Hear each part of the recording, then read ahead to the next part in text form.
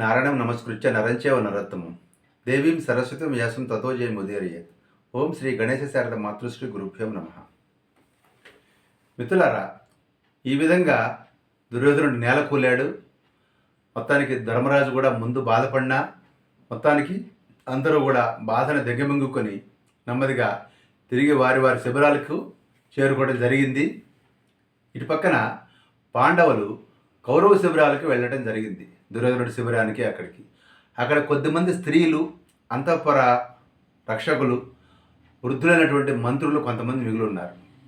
ఈ సందర్భంలో పాండవులు తమ రథాల నుంచి దిగారు. ఇక్కడే ట్విస్ట్. కృష్ణుడు ఏమన్నాడంటే అర్జునుడితోటి, ఓకే, నీ గాంధీవాన్ని, నీ అక్షయ తూణెరాలని ముందు కిందకి దింపు, నీ పరికరాలన్నీ తీసుకో, నీ లగేజీ, నీ యొక్క ఐటమ్స్ అన్నీ తీసుకుని దిగవయ్యా ముందు. నువ్వు దిగిన తర్వాత నేను కూడా దిగుతాను అన్నాడు కృష్ణుడు.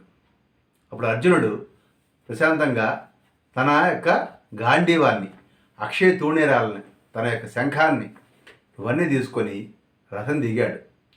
అప్పుడు కృష్ణుడు ఆ గుర్రాల కళ్ళాలు వదిలేసేసి రథాన్ని నుంచి ఒకసారిగా కిందికి దిగాడు. ఎప్పుడైతే కృష్ణుడు ఆ రథం నుంచి దిగాడో ఆ పైన ఉన్నటువంటి కపిధ్వజం అంతర్ధానం అయిపోయింది.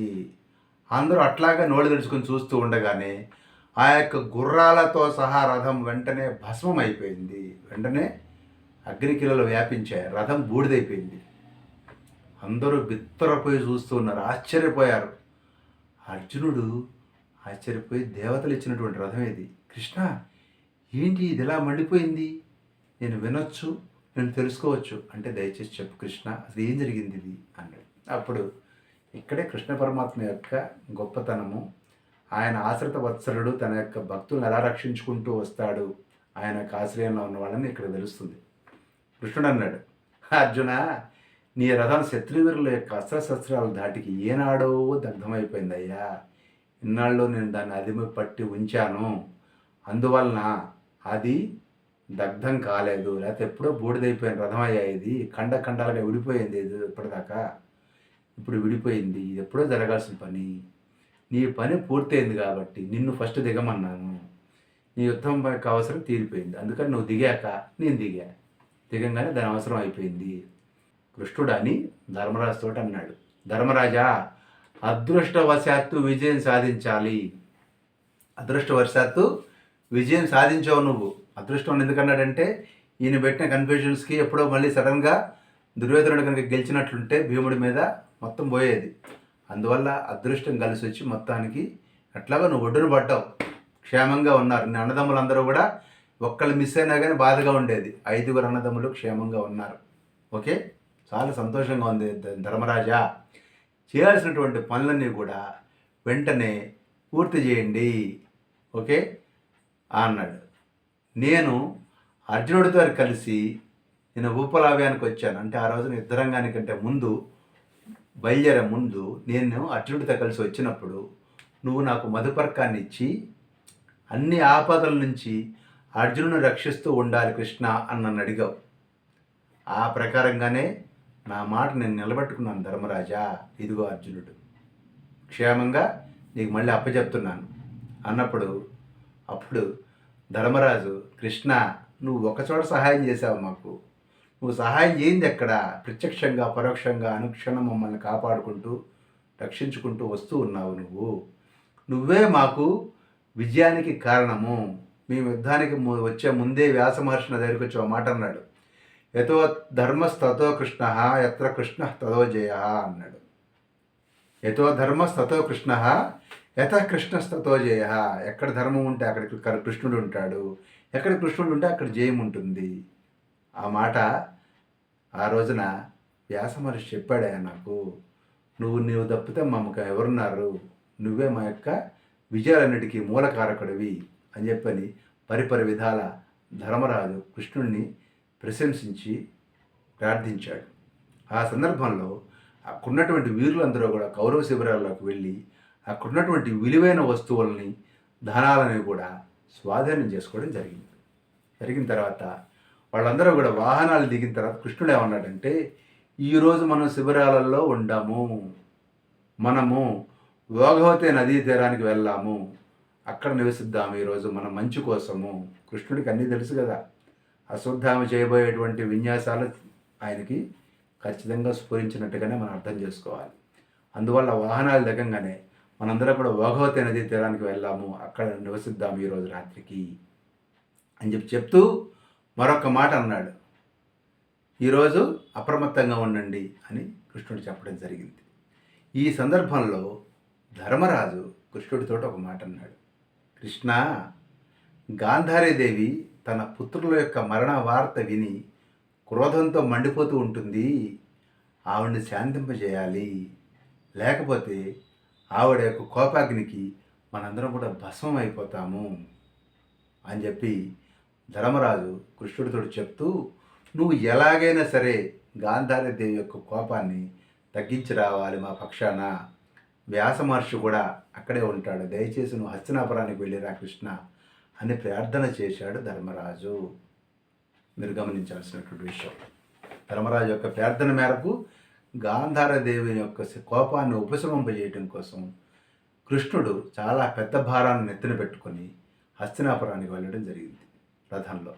అప్పటికే వ్యాస మహర్షి ఈ గాంధారి యొక్క సమీపంలో ఉన్న సందర్భంలో శ్రీకృష్ణ పరమాత్మ వ్యాస మహర్షికి, ధృతరాష్ట్రుడికి, గాంధారికి కూడా పాదాభివందనం చేసుకుని ఆ తర్వాత ధృతరాష్ట్రుని యొక్క చేతిని పట్టుకొని సుస్వరంతో ఏడ్చాడు శ్రీకృష్ణ పరమాత్మ. సుస్వరంతో ఏడ్చాడు అంటే చాలా దీర్ఘమైనటువంటి నిట్టూర్పులతోటి చాలా బాధపడుతూ కన్నీళ్లు కార్చాడు శ్రీకృష్ణ పరమాత్మ. ఆ తర్వాత మళ్ళీ కళ్ళనీళ్ళు తుడుచుకొని మొహం నీళ్ళతో కడుక్కొని మళ్ళీ మంచినీళ్ళు తాగి ఆ తర్వాత ధృతరాష్ట్రుడి దగ్గరికి వచ్చి కూర్చుని మాట్లాడటం ప్రారంభించాడు శ్రీకృష్ణుడు. అప్పుడు అన్నాడనమాట, ఓ రాజా, నువ్వు పెద్దవాడివి, కాలం సంగతి నీకు తెలిసిన విషయమే. ఏ సందర్భంలో ఏం జరగాలో జరుగుతూ ఉంటుంది. నీ చెప్పు చేతలో ఉండేటువంటి పాండవులు ఎలాగైనా కులక్షయం కాకూడదని ప్రయత్నం చేశారు.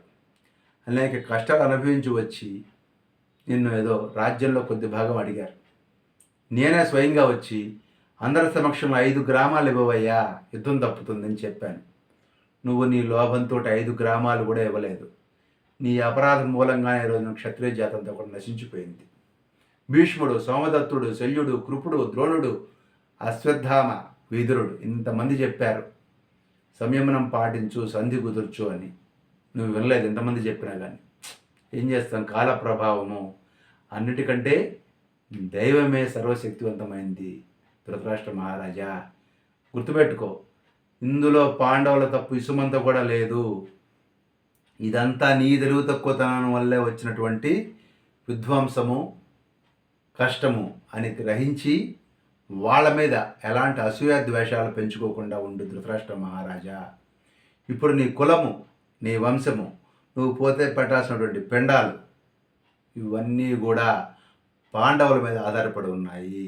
కాబట్టి నువ్వు అలాగే మహాపతివ్రత అయినటువంటి ఈ గాంధారి కూడా పాండవులను పాండవుల యొక్క కీడును కోరకుండా వారి పట్ల ఉదార స్వభావంతో వ్యవహరించండి. పొరపాటు మీరు చేశారు, వాళ్ళని తప్పు పట్టకండి. ధర్మరాజుకి నీది సహజంగానే భక్తి, శ్రద్ధ, గౌరవం, స్నేహం ఉన్నాయి. నీకు తెలుసు ఆ విషయం. ఇప్పుడు నేను చూడటానికి అతనికి మొహం కూడా చెల్లని పరిస్థితి, సిగ్గుపడుతూ ఉన్నాడు అని చెప్పి ధృతరాష్ట్ర మహారాజు తోటి ధర్మరాజు గురించి కొన్ని మంచి మాటలు చెప్పి ధృతరాష్ట్రుడు, గాంధారి వారి పట్ల కోపం చెందకుండా ఉండే విధంగా కృష్ణుడు చాలా ప్రశాంతంగా చక్కని వాక్చాతుర్యంతో మాట్లాడటం జరిగింది. ఆ తర్వాత కృష్ణుడు గాంధారితోటి, శుభప్రదురాలైనటువంటి మహాసాధ్వి, తెలుసుకో, నీ పుత్రులు నీ మాట వినలేదు. నువ్వు కూడా చాలా సందర్భాల్లో దుర్యోధనుడితో అన్నావు, రే మూర్ఖుడా, నేను చెప్తున్నాను విను, ఎటు ధర్మం ఉంటే అటు జయం ఉంటుందని చెప్పి చాలాసార్లు చెప్పావు, గట్టిగా మాట్లాడావు. నువ్వన్న మాట నిజమవుతుంది, అయ్యింది కూడా, నీకు తెలుసు నీ మాట నిజమవుతుందని. నువ్వేమన్నావు, ధర్మం ఎటు ఉంటే అటు జయిస్తుంది అన్నావు. పాండవులు జయించారు అంటే పాండవుల వైపు ధర్మం ఉన్నట్టే కదా, అంటే నీ మాట నెగ్గినట్టే కదా. కోపం తెచ్చుకోకు, పాండవుల మీద కోపం వహించకు, వాళ్ళ యొక్క వినాశనాన్ని కోరుకోకు. నువ్వు కళ్ళు ఎర్రజేసినట్లయితే ఈ చరాచర సృష్టిని కూడా భస్మం చేయగలిగిన దానివి గాంధారి. కాబట్టి నీ మనసులో ఎలాంటి కోపాన్ని క్రోధాన్ని వాళ్ళ మీద ఉంచుకోకు, నా మాట విను అన్నప్పుడు గాంధారి నిజమే జనార్దన, నా మనసు నిజంగా వికలమైపోయిన మాట వాస్తవం, నేను కోపంగా ఉన్నానన్న మాట కూడా వాస్తవమే. అయితే నీ మాటలు విన్న తర్వాత నా మనసు కొంత కుదుటపడింది. సరే, ఏ తప్పేదా ఉంది? ఈ రాజుకి అంటే ధృతరాష్ట్ర మహారాజుకి నాకు నువ్వు పాండవులే గతి, మాకు వేరే వాళ్ళు ఎవరున్నారు అని చెప్పని ఒక్కసారిగా తన బిడ్డలు గుర్తొచ్చి తన వస్త్రాన్ని మొహం మీద పెట్టుకుని భోరున విలిపించింది గాంధారి మాత. ఆ తర్వాత కృష్ణుడు వాళ్ళిద్దరికీ కూడా కారణాలు కార్యకారణ సంబంధాలు చూపిస్తూ చూసారా, అది అలా జరిగింది, దానివల్ల ఇది ఇలా జరిగింది, అందువల్ల చివరికి ఇలా జరగాల్సి వచ్చింది, ఇందులో వాడు తప్పేమీ లేదు అని పదే పదే చాలా యుక్తివంతంగా మాట్లాడుతూ ట్యాక్ట్ఫుల్గా మాట్లాడుతూ వాళ్ళకి పాండవుల మీద కోపం కలగకుండా తగిన జాగ్రత్తగా మాట్లాడాడు శ్రీకృష్ణ పరమాత్మ. ఇంతలోనే అక్కడున్నటువంటి శ్రీకృష్ణ పరమాత్మ యొక్క మనసులో అశ్వత్థామ మనసులో వచ్చినటువంటి పాప సంకల్పాన్ని పసిగట్టాడు కృష్ణ పరమాత్మ. అందరి అంతరాత్మల్లో హృదయాల్లో ఉండేటువంటి వాడు పరమాత్ముడు. ఈయన అశ్వత్థామ మనసులో కలిగినటువంటి ఆలోచనను, చెడు సంకల్పాన్ని ఈ క్షణంలో గమనించాడు కృష్ణుడు. ఏదో చేయబోతున్నాడు, ఈరోజు రాత్రికి అశ్వత్థామ ప్రళయం సృష్టించబోతున్నాడని గ్రహించాడు కృష్ణ పరమాత్మ. వెంటనే లేచి వ్యాసుని పాదాలకు అభివాదం చేసి ధృతరాష్ట్ర మహారాజు తోటి, నీ అనుమతి కోరుతున్నాను, దయచేసి నేను బయలుదేరుతున్నాను, ఈరోజు రాత్రి పాండవులను వధించాలని చెప్పని ద్రోణపుత్రుడు తన యొక్క ఆలోచన చేస్తూ ఉన్నాడు, అందుచేత నేను వెంటనే వెళ్ళిపోతున్నాను. చూసారా, క్లియర్గా చెప్పాడు కృష్ణుడు. ఈరోజు రాత్రి ద్రోణపుత్రుడు పాండవుల మీద దాడికి దిగబోతున్నాడు, నేను అందుకనే వెంటనే వెళ్ళాల్సి వస్తోంది, ఇప్పుడు నేను ఉండలేను ఇక్కడ అని చెప్పనగానే వెంటనే ధృతరాష్ట్రుడు గాంధారి కూడా, ఓ మహాబాహు, ఓ శ్రీకృష్ణ, నువ్వు వెంటనే వెళ్ళి పాండవులను రక్షించు, ముందు మళ్ళీ మనం కలుసుకుందాం తొందరలోనే అన్నారు ఇద్దరు. వెంటనే కృష్ణుడు దారికుడిని పిలిచి ఆ రథంలో వెంటనే వెళ్ళిపోయాడు. ఆ వెళ్ళిపోయిన తర్వాత వ్యాస మహర్షి ధృతరాష్ట్రుడికి మళ్ళీ కొన్ని మంచి మాటలు చెప్పి ఓదార్చడం జరిగింది. ఓకే, అప్పుడు కృష్ణుడు ఆ రోజు రాత్రికే పాండవుల శిబిరానికి చేరి వాళ్ళతో జరిగినటువంటి ఇక్కడ గాంధారి దగ్గర ధృతరాష్ట్రుడి దగ్గర తను ఏం మాట్లాడాడు, వాళ్ళేం మాట్లాడారు అన్ని విషయాలు చెప్పి, మీకు విషయం చెప్తున్నాను వినండి. దుర్యోధనుడు యుద్ధభూమిలో పడిపోయిన సందర్భంలో కొంతమంది వార్తాహరుల ద్వారా ఓకే కృప అశ్వత్థామ కృతవర్ములు అతని దగ్గరికి వెళ్ళినట్టుగా తెలిసింది మనకి. అతడు భీముడు ఎలా తనను అధర్మంగా పడగొట్టాడో వాళ్ళ ముగ్గురికి చెప్పుకున్నాడు. న్యూస్ వచ్చింది నాకు. కృష్ణుడికి అంతరాత్మలో వచ్చిందా, వార్తాహరుల ద్వారా వచ్చిందా అనేది కాదు. ఇక్కడ కృష్ణుడు ఏం చెప్తున్నాడు, కొంతమంది ద్వారా నాకు తెలిసింది ఏంటి, భీముడు తనను అధర్మంగా పడగొట్టారన్న విషయాన్ని కృపాచార్యుడికి, కృతవర్మకి, అశ్వత్థామకి దుర్యోధనుడు చెప్పుకున్నాడు. ఏది ఏమైనా కానీ తనకు వీర స్వర్గం తప్పదు అని చెప్పిన సందర్భంలో అశ్వత్థామ వ్యాకుల చిత్తుడై ఏది ఏమైనా కూడా అందరి పాంచాలు అంటే ఎవరెవరు, దుష్టజమునుడు, అదేవిధంగా మన యొక్క శిఖండి, ఇలాంటి వారందరినీ కూడా నేను సంహరిస్తాను, నాకు అనుమతినియ్యి అని దుర్యోధనుడితో అన్నాడు. అప్పుడు దుర్యోధనుడు సంతోషంతో కృపాచార్యుడితో చెప్పి, నువ్వు ఉదకం తీసుకొచ్చి అభిషేకం చెయ్యి, ఇది 18వ రోజు రాత్రి జరుగుతోంది కార్యక్రమం అన్నాడు. వెంటనే కృపాచార్యుడు ఉదకం తీసుకుని వచ్చి అశ్వత్థామకు అభిషేకం చేసి ఆ రోజు రాత్రి అశ్వత్థామని సర్వసైన్యాధిపతిగా దుర్యోధనుడు నియమించడం జరిగింది. దాంతో అశ్వత్థామ దుర్యోధనుడిని ఆలింగనం చేసుకుని ఒక్కసారిగా సింహనాదం చేశాడు అశ్వత్థామ. ఆ తర్వాత వెంటనే ఆ కృపాచార్యుడు, కృతవర్మ, అశ్వత్థామ కూడా ఆ యుద్ధభూమిని విడిచి అక్కడి నుంచి వెళ్ళిపోయారు.